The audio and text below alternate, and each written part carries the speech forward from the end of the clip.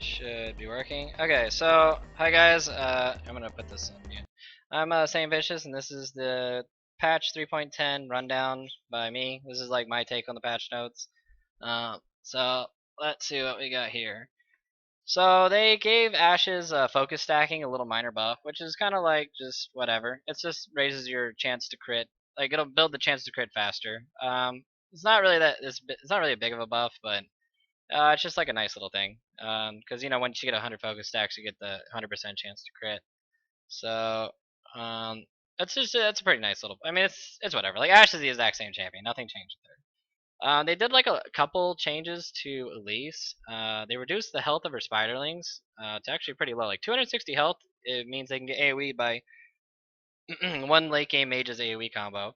But they did give them armor and magic resist. Like before, they had 30 armor and 50 magic resist, and now they have 90 and 110. So they're a little bit less prone to AoE in that sense, and they also lowered the AoE damage they take by 40% at max rank. So I think like this is mainly meant to have it to where supports and stuff like that can't instantly kill spiders with their AoE, like the spiderlings. I think that's what they're aiming with, because like before, like a Zyra ult would get dropped and it would just instantly kill all your spiderlings, or a Sun ult or something like that. Um, so I think that's where they're going with this. And then also spiderlings no longer continue taking actions before vanishing once Elise shifts into human form. This is to make it to where like you're trying to hand off buffs or something like that. And sometimes little spiderlings will continue to attack things that you stop attacking. So I think they did that for that. So like, cause sometimes your little spiderlings will take buffs or take CS. It's kind of like a little glitchy thing. Let's see what else they did. Spiderlings moving closer together. That's like whatever. Movement speed has been reduced on volatile spiderlings. That's just to make it to where you can actually run from the W. I think they want it more to be of a trading tool than a poking tool. So I think that's where they're going with that. Elise can no longer descend outside of indicated area. I think that was kind of like a bug where you could repel like really far if you saw creeps. And they also fixed a bug where Elise could begin casting spells, attacking as soon as she began her descent. So this is just to make it to where like but before when you were descending with Elise, um, you'd be invincible and you could always get your QW off before you even hit the ground. And so there's like leaves almost no room for counterplay. You can outplay people pretty hard with it. So they kind of just nerfed that. And now the spiderlings descend from repel slightly after Elise instead of descending at the same time. This is just to like go along with that bug fix, so that when you Q and all your spiderlings around you, like you'll just get the same amount of damage. Fiddlesticks no longer reduces Baron, Asher, Dragon Ball, this magic resist. Like that should never happen to begin with. Baron like shouldn't be getting magic resist and debuffs and all that kind of thing. So that's just like whatever. Fixed a bug where occasionally causing rapid cast to deal no damage. Like this is the most annoying bug ever, and this is like why most people actually don't play Fizz, is because you will miss kills when you do Playful Trickster and drop on people. It'll just randomly do no damage. Like it's the dumbest bug ever. You'd be like a guaranteed kill, and you'll try to drop on them with Playful Trickster and do 0 damage. I'm really glad that they fixed this. It actually makes Fizz like a hell of a lot more viable because he's consistent now. He's like actually playable. Like before, like that bug was so bad that he's pretty much unplayable. Because like you could just randomly lose a game because you didn't get to E on their carry or something like that. Karth is now cast at max range when targeting beyond max range. Oh, that's basically because what was it? Not cast at max range when targeted beyond max range. Okay, so this is like before, if you were clicking out of Karthus's Q range, he just wouldn't even cast Q at all. So now it'll just kind of like Q in the direction that you did, even if it's out of range. And then he also fixed the bug where you could just spam E repeatedly with max CDR. Like you have a blue pot and a blue, you could spam E and do a ton of damage with E. And they fixed that bug. And they also nerfed the ratio on E a tiny bit. Not really anything like crazy big, but E is just really strong. Like point like not it's not even like a decimal. Yeah, it's like such a small nerf. It's just like whatever. Malzahar calls avoid missiles ability from fog war and brush now consistent with other missiles. I think this is because you could like Q blindly with Malzahar's Q and you couldn't see it sometimes. So I think that's what that is. And summon Voidling. Voidling no longer repeatedly switch targets when more than one unit is affected by malefic vision. That's just a bug fix. And then of course they have like the big Master Yi remake. I looked over this a little bit before, and I'm not 100% sure how I feel about Yi. Like they just did some number tweaks on his health and armor and all that kind of stuff. All that is whatever. But the double strike change, where every fourth consecutive attack, Master Yi will attack twice, dealing 50% damage on the second strike. The real question I have on this is if the double strike applies on hit effects or not, because this could be a big buff if you were to rush play the Rune King or any item like that. If it does, then this is an overall buff to double strike, and if not, then it's almost it's a minor nerf. It's like a buff nerf. Because getting a full 100% damage double strike on your last hit when you're like prepping up for a gank, it does. Okay, so yeah, I guess it's a buff then. All right. But you're not going to be able to get your massive burst damage. Before, like when I was jungling Master Yi, I would get the double strike ready, and I would alpha strike somebody, and then use my E and hit 2 times for 200% damage, and it would just almost instantly kill people early game. Then alpha strike they changed it, so pretty much they destroyed APE. Like APE might as well not even exist anymore.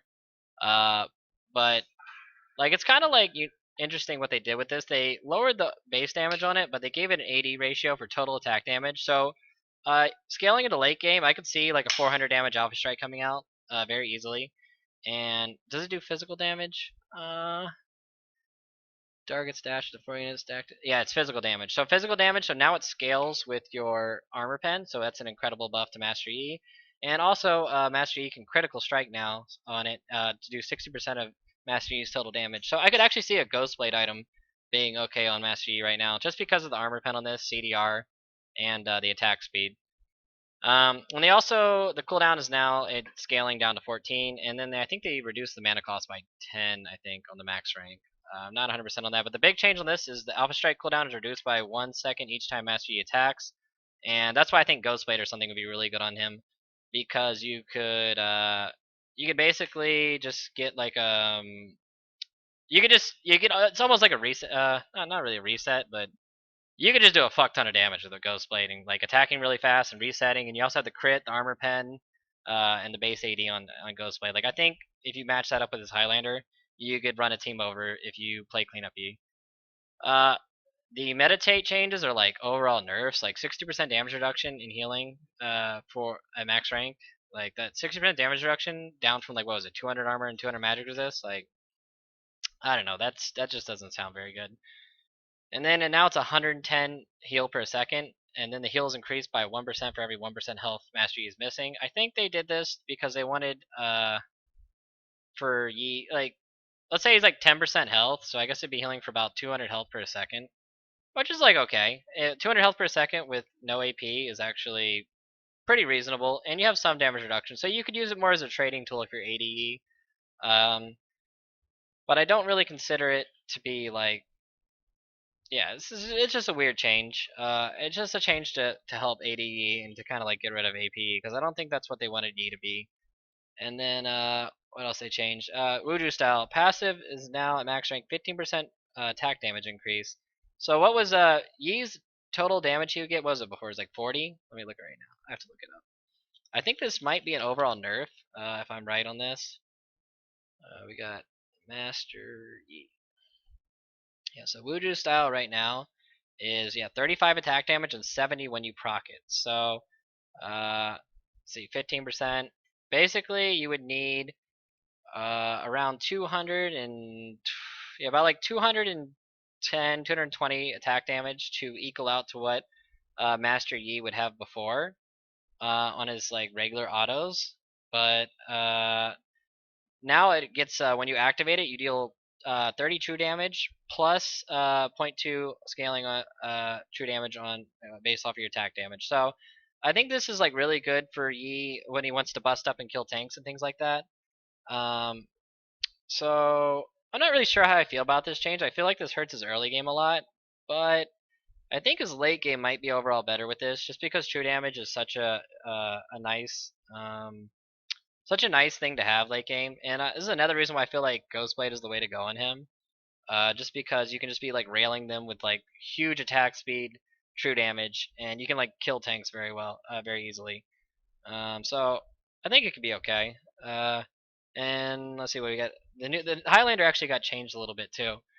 So when Master Yi kills a champion, the cooldowns on his basic abilities are reduced by 18. That means that his Q, W, and E all will get reset, like the old Master Yi Highlander would do, but it will not reset his ultimate. You would need to get around 3 kills if you had some CDR to reset your ultimate, which is kind of like weird, because the old Master Yi ultimate gave you the reset and just the one kill. But how they like chose to balance that out is now every time you get a kill or an assist, Highlander's duration is extended by 4 seconds. And now this is kind of like a buff slash nerf because before I felt like Master Yi had extremely big problems with mana when you did get the reset because you'd be resetting and doing alpha strikes and R and you'd run out of mana like instantly. So you couldn't really consistently get the reset. So this is going to take the 100 mana off the reset that you would have to keep recasting by extending the Highlander by 4 seconds. And the active still looks about the same, 80% attack speed, 45% movement speed. So seems all right. And I think even at level 1, the movement speed, yeah, it lasts for 10 seconds. So the overall at the first rank, it's a buff as well. So I think I like the new Highlander better than the old one. And then fixed the bug where for Nami, fixed the bug where the stun sometimes lasted longer than intended. That's because Nami's Aqua Prism was still lasting 2 seconds sometimes when it's supposed to I think last 1.5. So like Nami's Aqua Prism was like devastating. And what else we got here? Would retain a previous move or attack on sharding. Like these are Poppy changes. Like nobody even plays Poppy, so who cares? Like Poppy just sucks. Then they did some Rise changes. They reduced the cast range on Overload by 50, Rune Prism by 25, and Spell Flux by 75. So these are actually really huge trading nerfs with Rise. And I I don't know. Like they want Rise to be more of a bruiser AP that can like he has to actually get into the team fight and like just start brawling with you. And how they decided to trade this off was by increasing his movement speed by a little bit more on his ultimate. This is overall a nerf to Rise. Anytime a champion gets a range nerf, it affects their their laning a lot, and it's a really big nerf overall. I still think Rise is gonna be good, but I don't know. Like this is overall a nerf to Rise. Then they nerfed Thresh. They nerfed his base health by 41, his base armor by 6. And then the souls now always grant 0.75 armor and ability power instead of starting at 1 and granting diminishing returns for a soul collected. So this is kind of like to hurt his early game scaling because right now Thresh is an incredibly powerful early game champion. He can just dominate almost any lane. And they just kind of wanted to tone that down. I think that's where they went with this. And then, of course, they nerfed Twisted Fate's passive. He had one of the most broken passes in the game because by the end of the game, it gave almost everybody on the map another like 300 to 400 gold, depending on their CS. And I think that's really imbalanced. Like TF gave so much gold to his team, so now they change it to where you have like a 1 to 6. You get 1 to 6 bonus gold whenever you kill a minion that only let's see what it is. Upon killing a unit, Twisted Fate rolls his dice, gaining anywhere from 1 to 6 bonus gold. Naturally, Twisted Fate has a higher chance to receive a larger bonus. So, yeah, so it no longer grants its global effect. So, overall, Twisted Fate will get more gold, I think, slightly more gold if it's true that naturally Twisted Fate will have a higher chance to receive a larger bonus. But this is a huge nerf.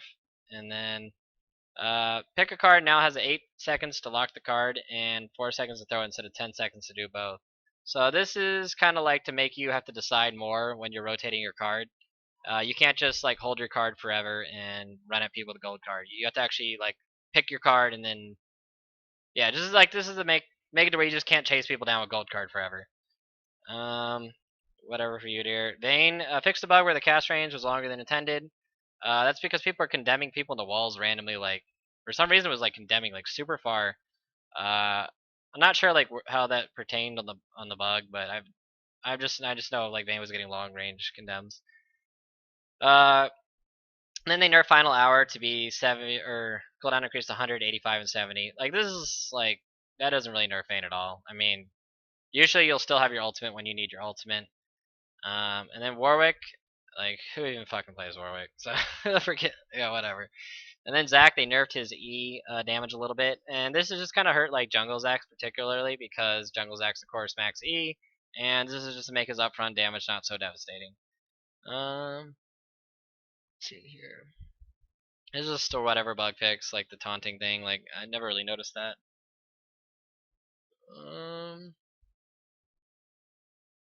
And this is like an assist thing. And then they added all these weird magic resist items in the game. Because they removed Bulwark. They have this new item called the Spectral Scale. I haven't really looked too much over these items, but it's 1400 gold, 200 health, 45 magic resist, and grants 15 health regen per 5 for up to 10 seconds after taking damage from an enemy champion. I think this is to kind of like be a cheap counteract item to poke comps. R for trading against like mages early. I'm not really sure when I would ever buy this item. Maybe if they had a heavy poke team, but I don't think I'd ever buy it. Then they have the new Spirit Visage, which is see, it's 2,625 gold. It gives double the health it gave before. It gave 10 magic resist more than it did before, and now it grants 20 health per 5. I don't see any CDR on this item, and I actually don't like this item at all. Like, where's the CDR? That's one of the reasons why Spirit Visage was such a good item to begin with. It gave 20% CDR. Now there's like no CDR on it. So I don't think like they just took a CDR item out of the game. So I don't know why they did that. I don't like that change. Then they have Banshee's Veil, which builds out of Spectral Kale. So okay, I see. Spectral Kale is supposed to be like the item that starts into it. All right, that's when I would get it. Okay, I see now. So now the health increased to 450 and has the 55 MR, so that's pretty good amount of health in MR. And they took the mana off of it, and now it gives 45 health regen per 5 for up to 10 seconds after taking damage from an enemy champion or when the spell shield breaks. So yeah, this looks like overall a big item to counteract poking teams and things like that. The CDR is still there. I don't see the CDR. Where's the CDR at? Oh, Kindle Gem's still in there. I don't know why they didn't list it on there. Okay, yeah, for some reason, like, right here it doesn't list CDR on it. So I guess this is, like, kind of a weird... Alright, if it has a 20% CDR on it, then Spirit Visage is still a good item. It's actually much better than it was before. Alright, so cancel what I said. It's just, like, these are bad patch notes, and CDR isn't on there. So Spirit Visage is still a good item, then. And then I could see Banshee's Veil and Spectral Cal being good against poke comps. And then they have Guardian Angel, which now builds out of a Negatron and a Chain Vest, plus 1310 gold. That's such a weird value of gold to invest into a recipe. And then the magic resist is increased to 40 from 30. I don't know. It's just a weird amount of gold to invest in an item. I don't know. 2750, still a good item, still situationally good. Let's see here. And then Aegis of the Legion, of course, is still in the game. Combined cost is reduced to 375 from 625. Total cost is now 1900. Health is reduced to 200. That's a pretty low health value. No longer grants self-only magic resist, and it has a unique armor. So aura no longer grants armor, and magic resist increased to 20 from 15. So now the item gives 20 MR, and then like it gives you, I guess, the cloth armor worth of armor. So probably 18 armor, and then 200 health. And it no longer gives the minions around you. Like, I think this will be a situational item. I'm not 100% sure.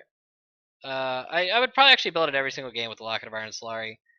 Just because the new Iron Solari looks like such a good item. I'm pretty glad they removed Bulwark because it looks like the new Locket actually gives junglers a lot more of the stats that they really needed, but it looks like MR will be less prevalent in the game, and people actually have to think about building MR. Because now Solari builds out of Aegis and 600 gold. So 2,500 gold is pretty cheap. It's around the same price as the old Bulwark. It's pretty close. Now it gets 300 health, which is 100-ish health less than the old Bulwark gave. 20 armor, which is similar armor to what the old Bulwark gave, and gives 10% CDR, which I love CDR on a jungler. And unique actives, so it still has the shield, and now grants Aura of the Legion. So overall, I think it's a pretty good item.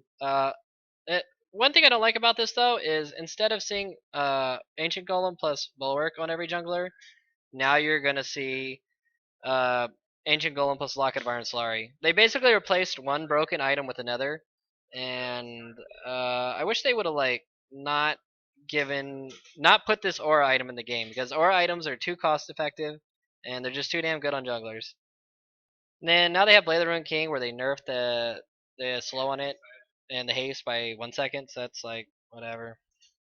Passive slow duration reduced to 1 from 1.5 on Warden's Mail, and then they lowered the cost by 100. Like, I really don't agree with this change. This just makes 80 carries even stronger. And yeah, I don't know. And then Randoins, they gave it the same treatment. The passive slow duration reduced and also by 0.5, and they only reduced the cost by 100.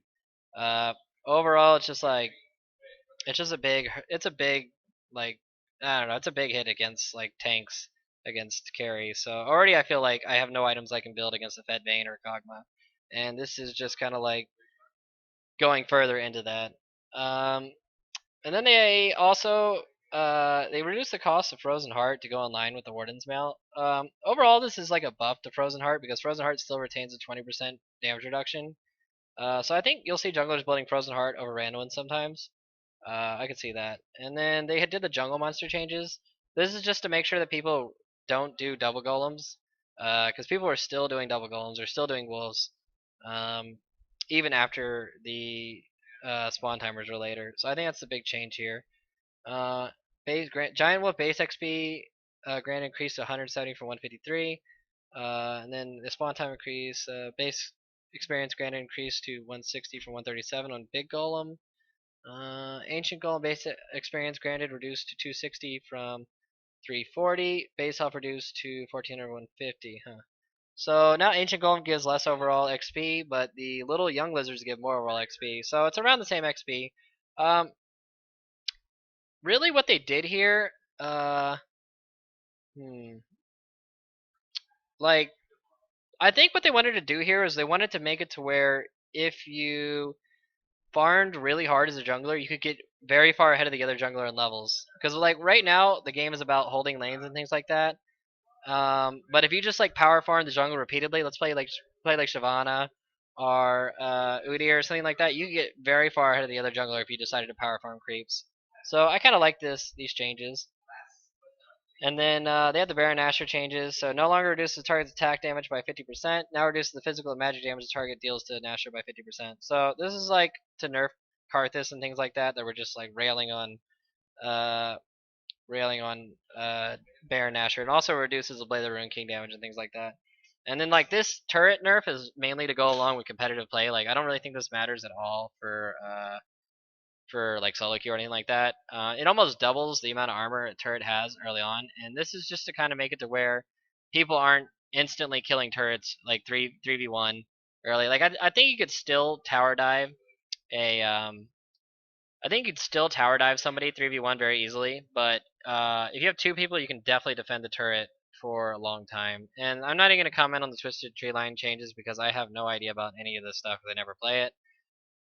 And then some bug fixes, and yeah, that's pretty much the end of that. And that's it for the patch note changes. So I'm going to end this local recording, and that's it.